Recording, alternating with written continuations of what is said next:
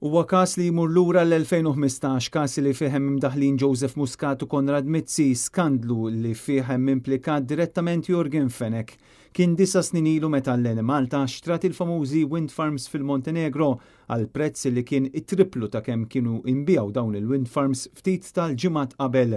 U minn dan id-deal Jürgen Fenech tindaħħal xejn anqas minn 4.6 miljun euro.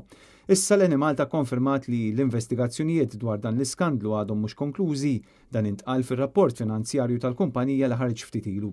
Dwar dan l-iskandlu kienet infettet ukoll inkjesta mmexxija mill-Maġistrat Ian Farrugia.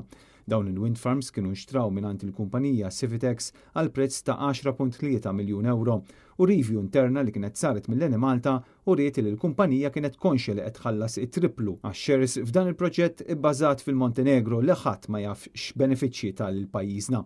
Meta feġġ dan l-iskandlu kien der biċ-ċar li saru noqqasijiet serji fejn jidħol id-due diligence fil-waqt li l-Malta ma mxietx bi professjonalità meta analizzat dan id-deal.